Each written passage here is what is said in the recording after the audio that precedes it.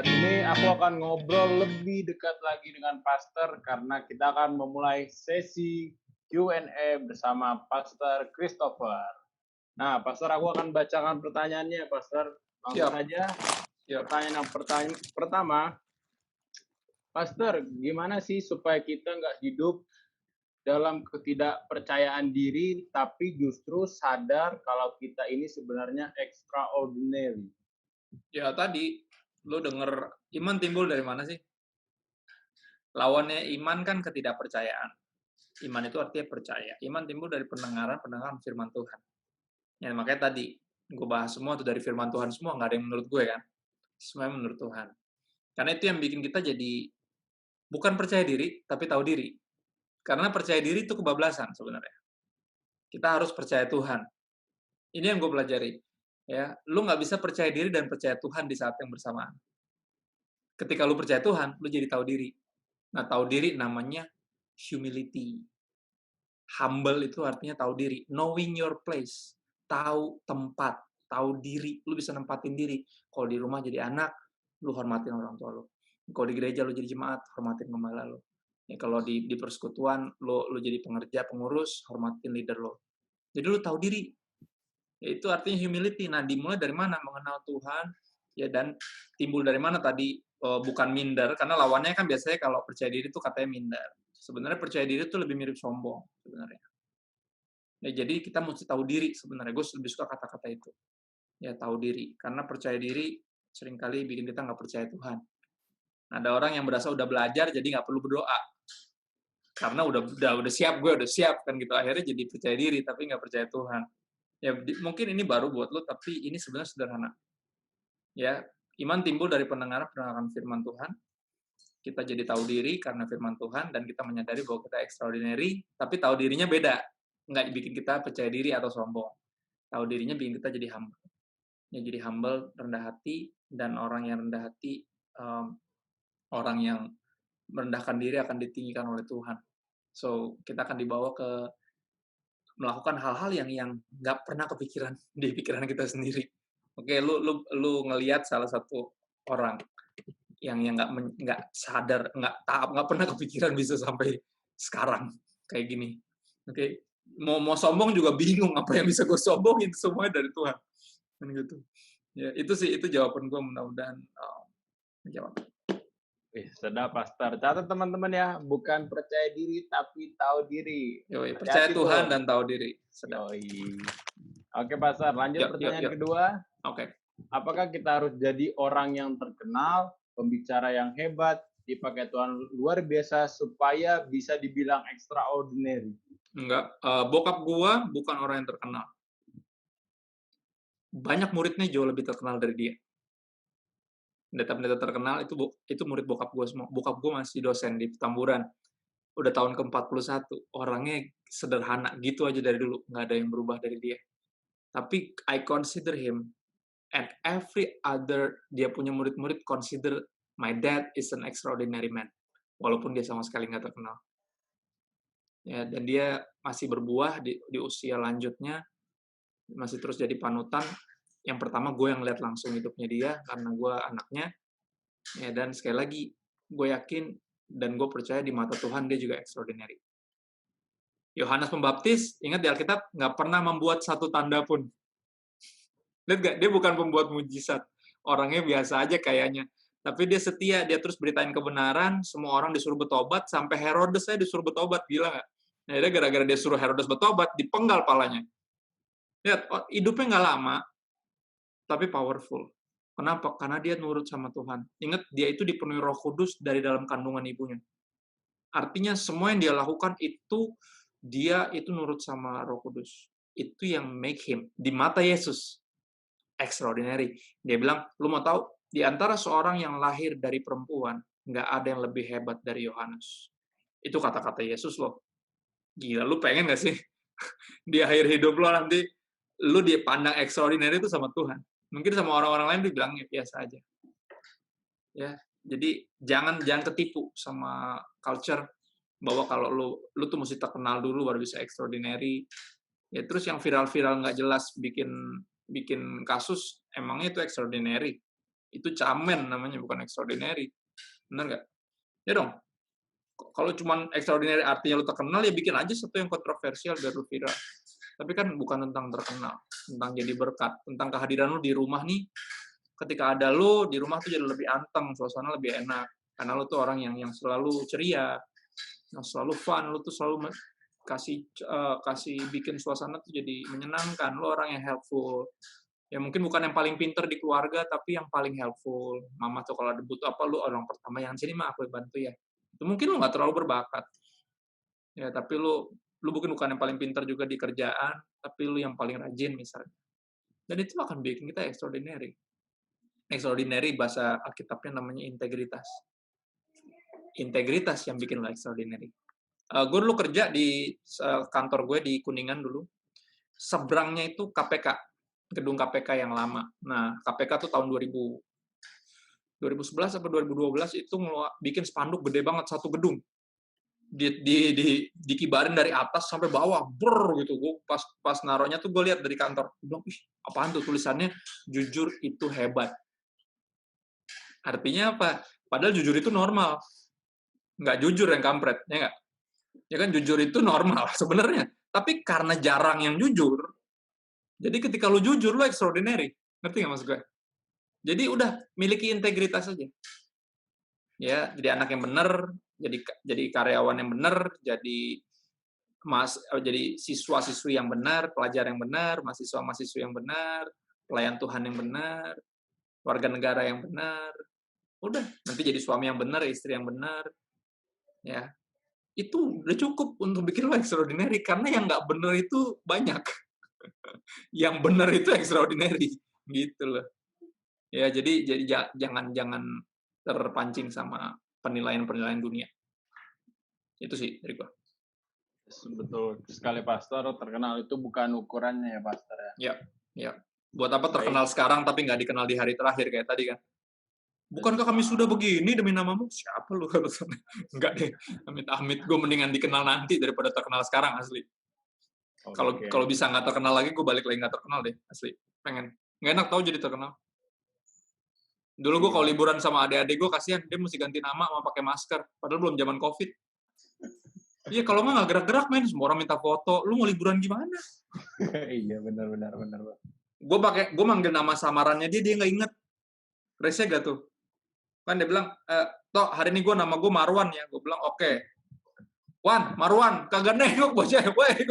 Woi, lu kan Marwan. Gue bilang, oh iya, sorry. Ya iyalah, susah kali. Jadi ribet. Kadang kalau bisa jadi nggak terkenal lagi, pengen jadi yang biasa aja tapi luar biasa. Karena itu yang paling penting. Penilaian Tuhan bukan penilaian dunia. Itu sih paling.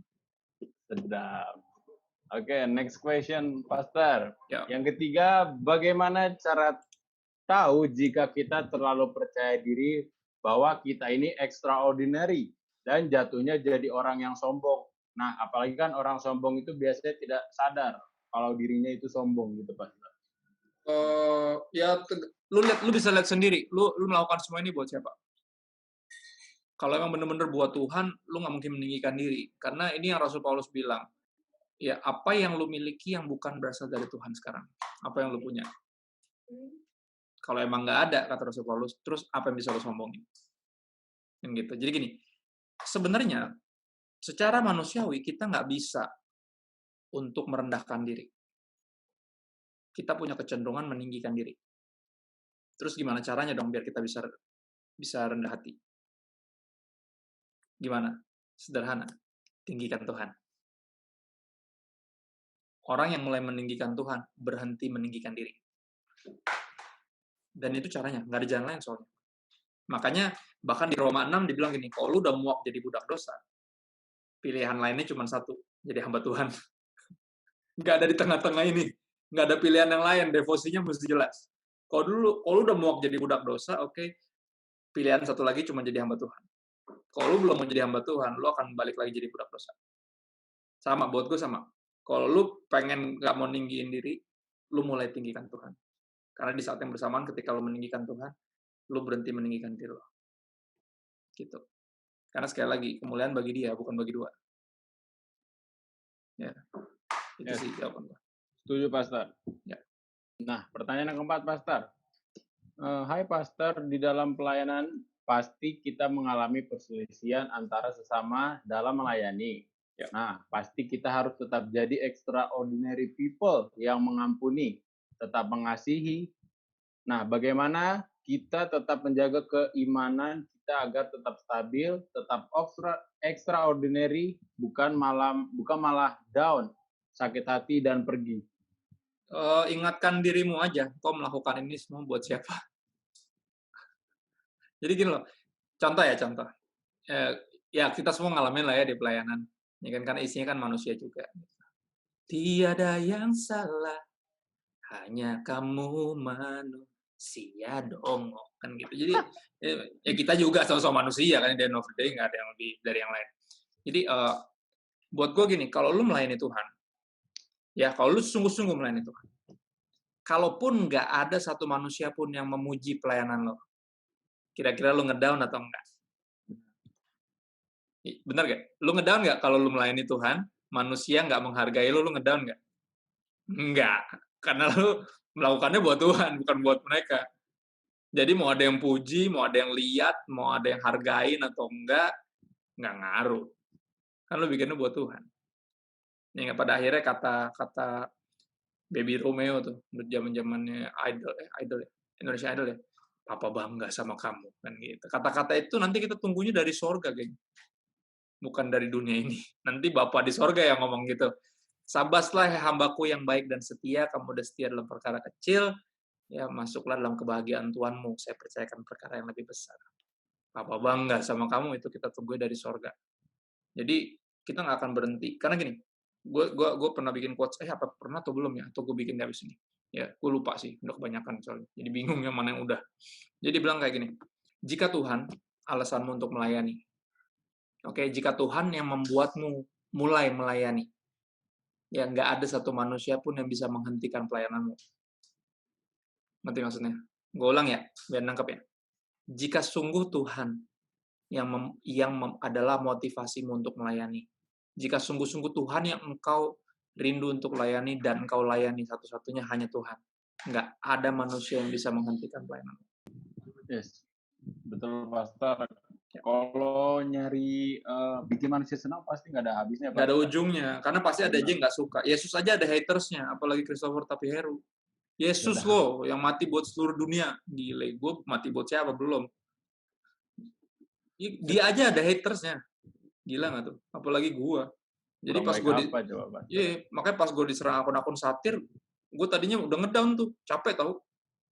Berapa banyak hamba Tuhan yang kontekan sama gue juga, karena sama-sama diserang juga, terus pada ngedown. Gue bilang, ya udah ingat aja lah yang manggil kita siapa sih.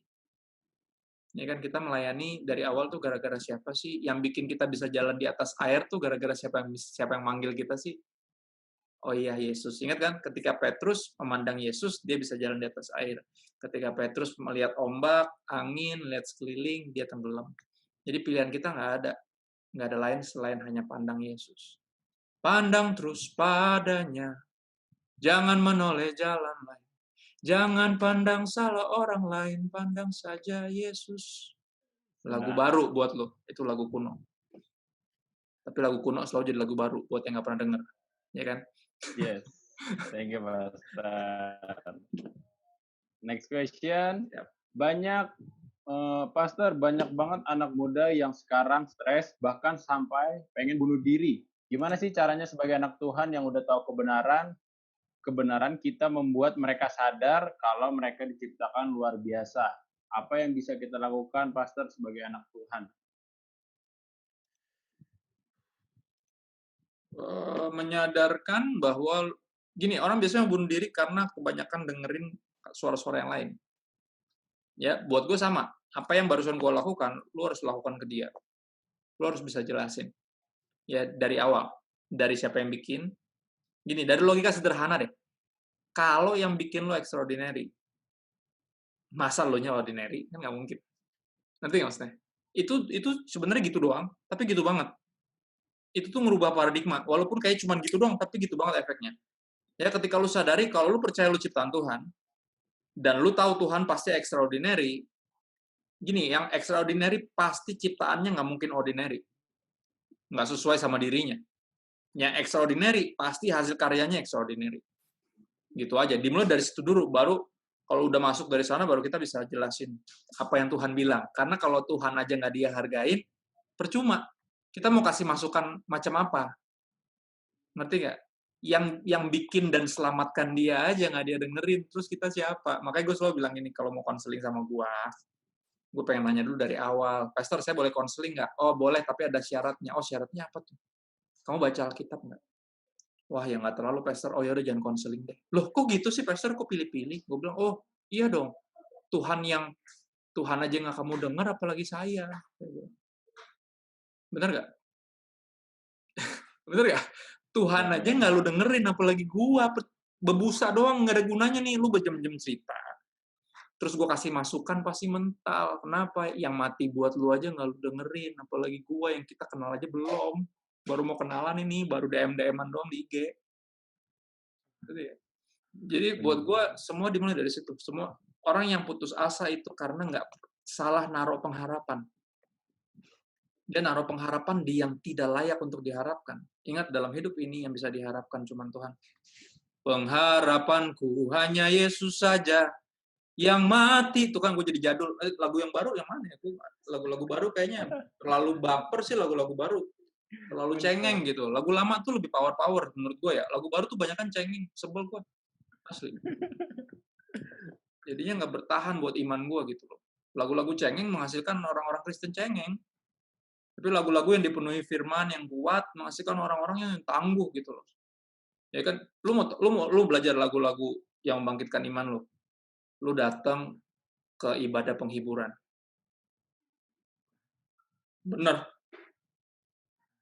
Di jalan, ya kan? Ya kan? Dari cadas di depanku, apa? Keluar air yang, lihat kata-katanya gokil-gokil men. Tentang hidup ini diingetin bahwa ini bukan rumah lo, ya. Rumah lo tuh di situ. Lu diajarin untuk naruh pengharapan lo di satu-satunya yang tidak mengecewakan. Kalau pakai bahasa harta tuh, lu nabungnya itu bukan di sini, tapi lu nabungnya di surga. Di mana ngengat dan karat nggak bisa ngambil. Jadi buat gue, orang yang putus asa di dunia ini karena tak salah naruh pengharapan. Dan kita mesti switch bawa pengharapannya dia kepada satu-satunya yang layak diharapkan. Yang jelas bukan kita. Pastor tolongin gue dong, gue bilang gue nggak bisa. Tapi gue tahu yang bisa tolong. Yuk, kita datang ke dia yuk sama-sama. Benar, Pastor. Ya. Ya. Teman-teman berharap sama Yesus sajalah, jangan ke kanan kiri. Fokus ke Tuhan dulu aja. Betul. Oke, baik Pastor. Ini pertanyaan terakhir ya, Pastor. Siap. Nah, Pastor kan dikenal kalau menginjil orang kayaknya asik begitu. Gimana sih Pastor caranya supaya kita bisa memperkenalkan Yesus ke orang dunia, tapi nggak langsung ngomong tentang firman Tuhan? Karena pasti langsung nggak nyaman kalau langsung ngomong firman, gitu Pastor. Gantung firman yang mana dulu? Ngomong firman Tuhan, jadi kalau langsung nembak ke firman. Ya tergantung. Kalau langsung Yohanes 14 ayat 6 memang nggak enak. Mulai dari mana dulu? Ya dong, gini. Semua orang yang gue tahu, persamaan kita semua. Ini gue namanya Common Grounds. Common Grounds bukan nama coffee shop yang terkenal itu. Oke, Common Grounds artinya persamaan. Lu mau tahu, semua kita apapun agamanya, kita punya satu masalah hidup. Lu masuk dari situ udah pasti kena. Mau yang kaya, mau yang miskin, semua punya masalah. Semua pernah punya. Dan dari sana kita masuk. Ya, dari sana kita masuk, terus kita kasih tahu bahwa kita juga punya masalah. Tapi kita punya solusi. Kalau saya sih, puji Tuhan, saya punya firman Tuhan yang ngingetin saya. Nah, dari situ orang kayak, firman Tuhan maksudnya gimana, bro? Alkitab maksudnya. Iya. Firman Tuhan itu kan tulisan orang. Enggak. Kita mulai ngomong tuh. Ntar, kita yakinin dia, ini firman Tuhan beneran. Ya, kenapa? Selalu itu mulai tertarik tuh. Kalau gue selalu mulai dari sana. Mulai dari hal-hal yang nyambung dulu aja. Dari apa yang kita suka dulu pertama. Ya, biasanya common grounds dari situ. Baru masuk lebih dalam lagi ke masalah, karena semua orang punya masalah. Nah, dari masalah baru kita bisa perkenalkan solusinya. Gitu. Jadi buat gue ini bukan masalah cara penyampaian, ini masalahnya apa ya? Lu peduli nggak sama orang itu? Kalau lu peduli, lu akan cari tahu persamaan kita. Dari situ baru bisa nyambung. Kalau enggak, yang namanya nggak ada persamaan, ngobrol apa juga nggak enak, ngerti nggak? Benar-benar. Bener nggak? Kalau lu pernah naik angkutan umum atau dalam perjalanan entah yang jauh atau dekat, gini, kita jadi akrab sama orang yang seperjalanan karena tujuannya sama. Bener nggak? Misalnya ada beberapa orang nih tadinya di satu angkot nih, ya kan? Dari yang sampai penuh sampai bangku artis tuh yang pas di itu kan bangku artis depan pintu. Nah, sampai satu-satu kosong, yang pertama ngobrol-ngobrol lama-lama lewat, yang lama-lama lewat, yang lama ada satu yang nggak pernah kita ajak ngobrol. Akhirnya kita ngobrol paling lama sama dia. Ternyata kenapa? Turunnya di ujung sama kayak kita. Tahu nggak lu? Jadi ada persamaan itu. Buat gue itu aja dulu kita cari. Persamaannya apa? Sama-sama benci kejahatan, sama-sama enek sama korupsi. Kita masuk dari apaan aja? Sama-sama suka musik hip hop. Lu masuk dari apa aja yang sama? Dan abis itu masuk ke esensi, yaitu masalah. Semua orang punya masalah. Lu sharing masalah, dia sharing masalah. Lu biasanya lu dulu, lu terbuka, terus dia terbuka, baru lu masukin Yesus. Gitu. Kalau langsung bawa, lu tahu nggak, Bu, sorry nih Bu ya, saya walaupun kita belum kenal ya, saya Christopher Bu. Jadi gini Bu, Ibu tahu nggak kalau nggak percaya Yesus tuh masuk neraka Bu? Kayak, what? Wait, what? Walaupun bener, cuman, come on man, masa langsung gitu? Maksud gue, ayolah, maksudnya sosialisasi lu jelek banget. Ayolah, ngomong dulu dong, ngobrol gitu yang nyambung. Kalau emang mepet misalnya cuman 30 menit dari rumah ke bandara misalnya, ya langsung aja pepet langsung. Lagi susah nih Pak zaman sekarang ya Pak ya. Langsung gitu. Oh iya bener deh, gini-gini emang lagi ribet nih. Tadi aja udah di-cancel berapa kali nih. Saya lihat dia mulai kebuka tuh. Wah, udah mulai kebuka. Jadi gimana Pak? Udah menikah Pak? Gini-gini. Tanya. Lama-lama udah makin kebuka. Wah, masalahnya pelik juga Pak ya. Udah menjelang dekat. Pak gini Pak, saya nggak saya udah mesti turun nih Pak. Sebenarnya saya mau bantuin Bapak. Gini, saya boleh berdoa nggak Pak buat Bapak? Wah, boleh deh. Sampai detik ini, gue belum pernah ketemu orang yang menolak untuk didoakan. Orang tuh malah bingung, hari gini masih ada yang mau doain orang, dia tuh bingung. Bener. Biasanya orang tuh naik mobil, pakai earphone, terus tidur. Pak, kalau nyampe bangunin ya Pak ya. Itu umumnya begitu. Dia belum ketemu tuh orang yang kayak lu, ngobrolin, terbuka, mau dengerin orang. Ya terus, bener-bener insightful. Dan akhirnya gue turun, gue doain dia dalam nama Yesus, terus gue bayar, gue kasih lebihan. Pak, nanti sama saya lagi Pak, ini nomor saya. Dia ngasih nomor akhirnya. Udah dari situ tuh kontak, ntar ketemuan lagi, baru abis karena udah lu tabur sesuatu, berikutnya bisa lu pepet dimulai dari terakhir yang kemarin. Pak, kemarin gimana? Jadi anaknya gimana Pak? Oh, udah keluar dari rumah sakit, alhamdulillah, misalnya gitu. Pepet lagi langsung dari sana. Gitu. Ngerti gak? Ntar berapa kali, lama-lama pasti ada yang udah ditabur di hatinya.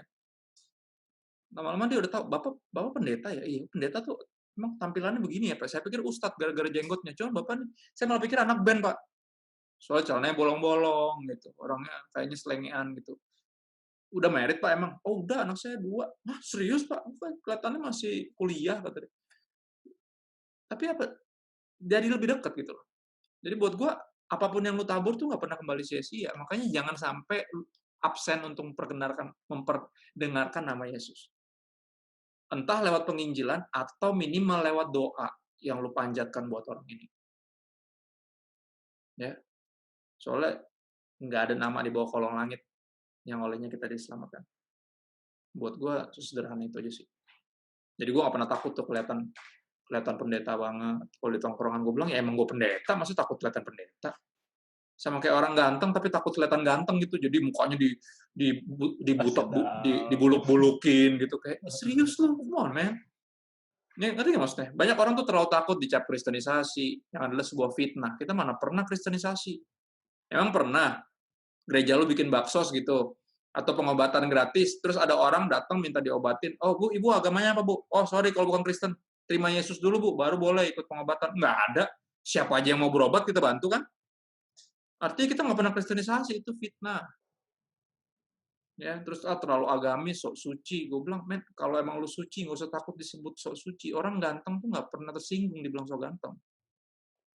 Ya emang gue ganteng mau gimana dong? Kan gitu. Ya sama, emang gue suci mau gimana dong? Gue lagi mengejar kekudusan soalnya nih.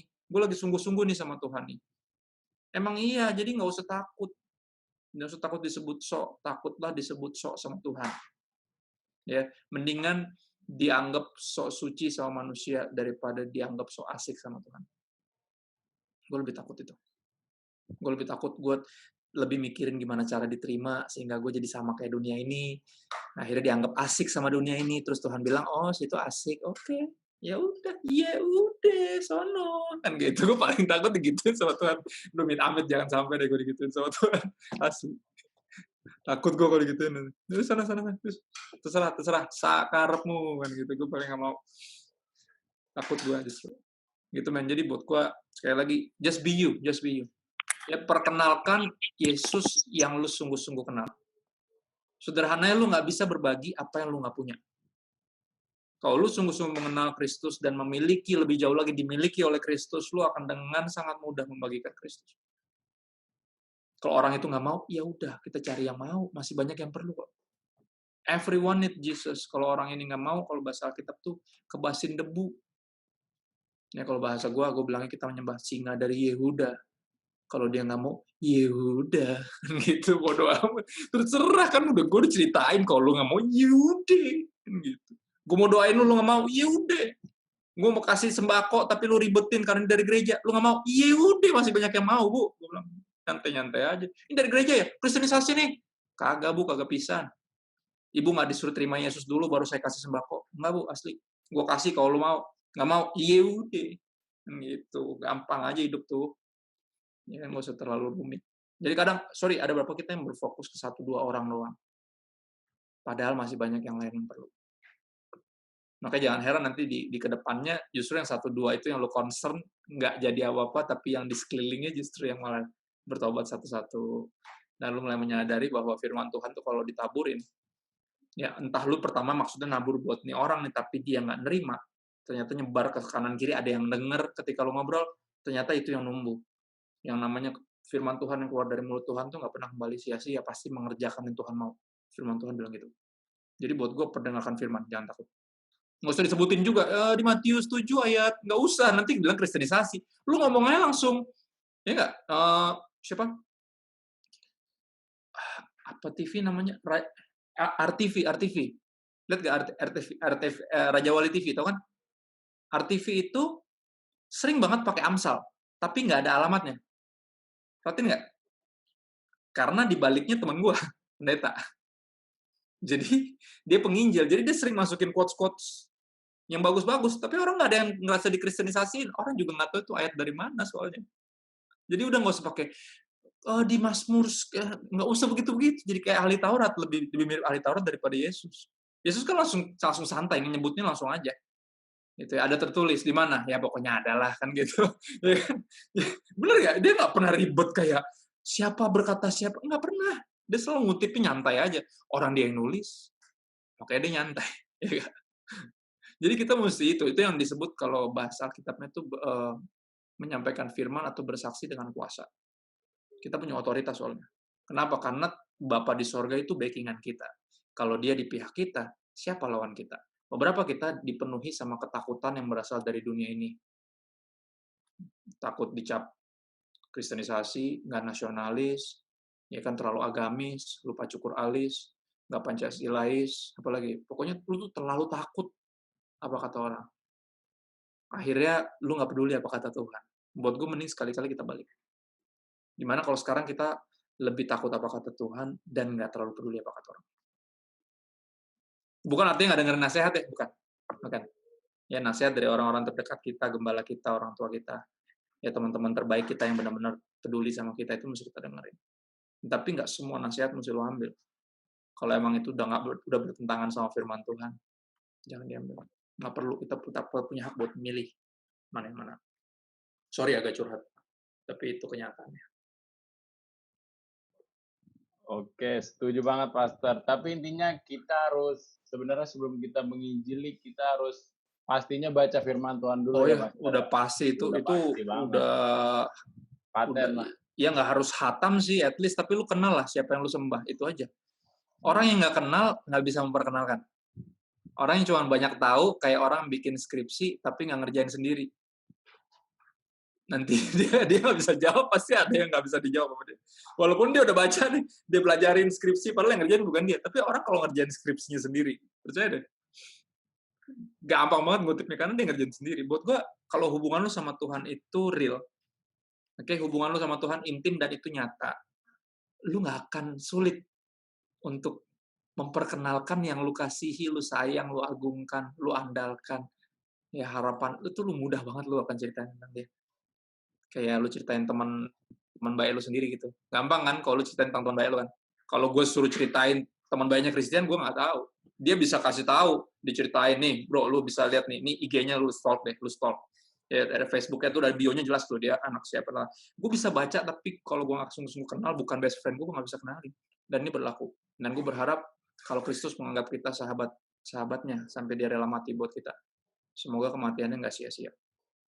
Semoga kita sungguh-sungguh berhenti bersahabat dengan dunia ini dan mulai berhenti memusuhi Tuhan, gue bilangnya. Karena barang siapa bersahabat dengan dunia ini, menjadikan dirinya musuh Allah. Sekarang saatnya kita bersahabat dengan Tuhan. Dan mulai mengasihi dunia, bukan memusuhinya. Ya Kak? Karena begitu besar kasih Allah akan dunia ini. Dia mengasihi kita, makanya dia mati di kayu salib. Dan semua orang harus tahu. Semua orang harus tahu. Itu baru extraordinary. Kalau masih mikir, aduh nanti gue kehilangan persahabatan. Itu ordinary. Enggak. Yang extraordinary lu lebih takut kehilangan jiwa sahabat lu. Lu lebih takut dia masuk neraka daripada persahabatan ini putus. Lu lebih takut dia masuk neraka. Itu extraordinary.